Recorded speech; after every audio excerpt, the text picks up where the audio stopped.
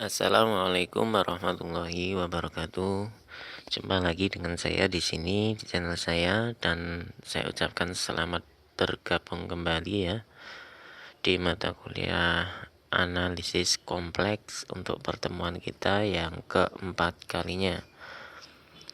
Oke, untuk mempersingkat waktu kita langsung masuk ke pembahasannya saja. Nanti pada mata kuliah ini sudah mulai membutuhkan tingkat kefokusan yang lumayan baik ya. Maka dari itu kalian Anda harus menyiapkan alat-alat tulis apabila ada yang perlu ditulis begitu. Dan untuk selanjutnya kita langsung masuk ke materi. Kalau di pertemuan kemarin kita sudah membahas bagaimana menentukan ya titik bilangan kompleks itu pada bidang argan. Nah, sekarang kita akan membahas bagaimana cara menentukan koordinat polarnya atau koordinat kutubnya dari bilangan kompleks.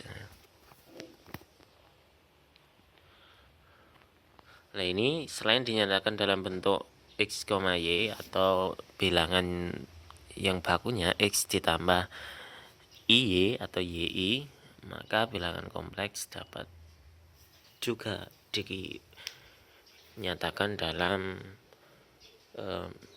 bentuk koordinat kutub ya atau polar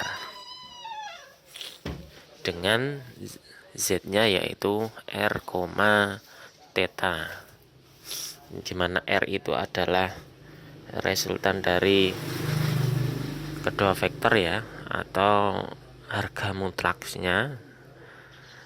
Terus theta itu adalah sudut yang dibentuk antara garis OZ ya dengan sumbu X atau sumbu realnya.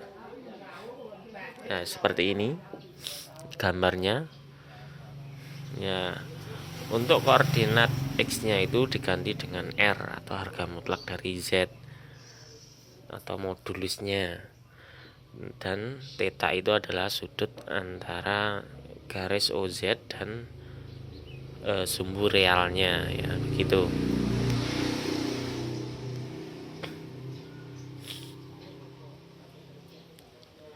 Nah, sekarang kita mencari hubungan antara koordinat XY ya dengan koordinat polarnya.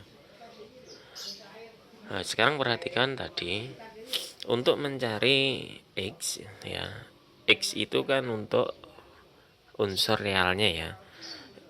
Berarti X itu bawah sudut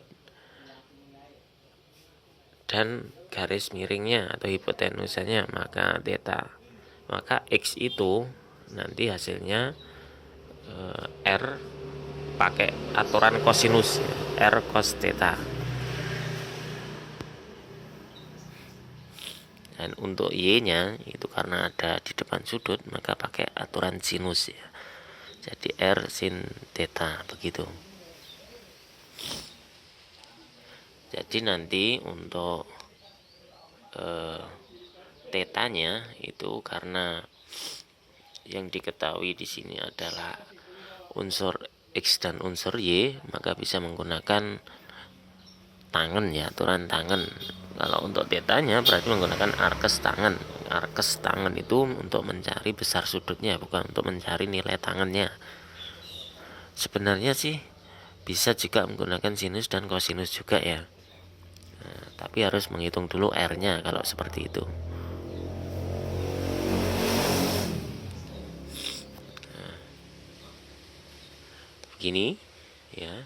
Nah, untuk menyatakan Z itu ke dalam koordinat polar, maka kita cari dulu R. R itu tadi harga mutlaknya ya. Terus tetanya juga pakai arkes tangan tadi. Maka dengan memasukkan X ditambah IY, di mana X-nya tadi R cos theta dan Y-nya itu adalah ini loh. Y-nya itu adalah R sin theta, maka dimasukkan jadi ke dalam ini Z bentuk umumnya ya, Z sama dengan X ditambah IY, maka X nya diganti tadi R cos theta, Y nya diganti R sin theta, maka ketemu R nya dikeluarkan jadi seperti ini. R nya keluar, kurung buka, cos theta ditambah I sin theta, kurung tutup. Lah, identitas cos theta ditambah I sin theta itu dinyatakan dalam cis ya. Cis itu C untuk cosnya, I itu untuk I itu sendiri, imajinernya ya, S nya itu untuk sin theta. Nah, untuk sekawannya yaitu Z itu tetanya diubah jadi negatif. Dan sampai sini bisa dipahami ya, tinggal memasukkan gitu saja kok. Nah, sekarang definisi. Pada bilangan kompleks Z ya, dengan koordinat polar, sudut theta disebut argumen dari Z, atau selanjutnya ditulis ARGZ, RZ.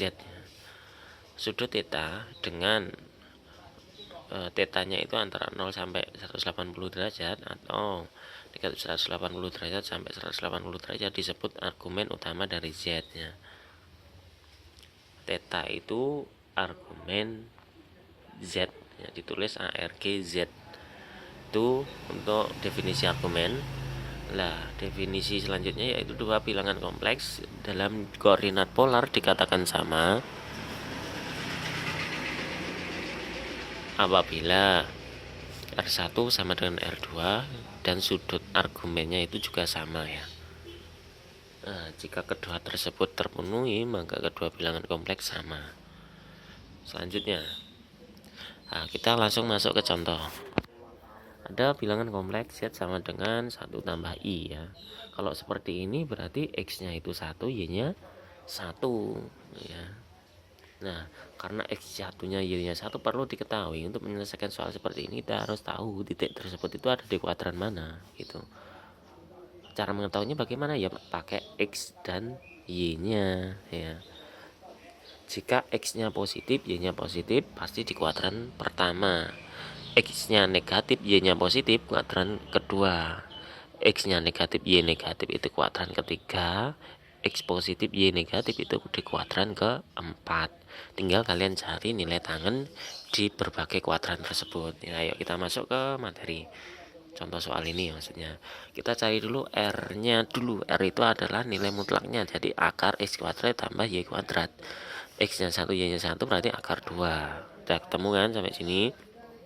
Tetanya arkes tangan Y per X ya. Y nya 1, X nya 1 berarti arkes tangan 1. Untuk arkes tangan 1 di kuadran pertama itu tetanya ketemu 45 derajat. Jadi tangan 45 derajat itu sama dengan 1. Artinya arkes itu begini. Sudutnya berapa jika tangannya itu hasilnya sama dengan 1. Nah, gitu artinya. Nah, jadi ketemu tinggal dimasukkan dalam koordinat polarnya. Yaitu R itu akar 2 cos tetanya tadi ketemu seperempat pi ya. Seperempat pi karena di kuadran 1. Oh ya, itu maaf, itu keliru ya. Untuk cos theta dan sin theta itu keliru. Itu sebetulnya seperempat pi ya. Jadi Z nya itu akar 2 cos seperempat pi ditambah I sin seperempat pi. Nah, ditulis dalam bentuk cis sama dengan akar 2 cis seperempat pi. Itu kalian tambahkan sendiri ya seperempatnya ya. Nah, itu untuk contoh yang pertama. Terus untuk contoh di kuadran lain, misalkan kuadran 2 itu negatif 1 ditambah I akar 3. Ingat X nya itu negatif, Y positif, maka di kuadran kedua dicari R nya ketemu berapa tadi, 2. Nah, dicari tetanya ketemu 2 pi per 3, tinggal dimasukkan ketemu hasil akhirnya 2 cis 2 pi per 3. Nah, mudah kan ini, tinggal masukkan gitu saja. Oke, untuk selanjutnya kalian coba kerjakan latihan soal ini ya, tidak usah dikumpulkan. Apabila ada yang kurang jelas kalian bisa tanya teman yang sudah paham. Kalau tidak, kalian bisa tanya ke saya ya, via WA, bisa komen YouTube ya, nanti pasti saya balas ya. Oke, demikian apa yang bisa saya sampaikan. Nah, ini saya kasih tabel trigonometrinya. Semoga kalian bisa belajar dengan baik ya di rumahnya sendiri-sendiri. Sekian pertemuan keempat ini saya tutup. Mohon maaf apabila ada kesalahan. Akhirnya assalamualaikum warahmatullahi wabarakatuh.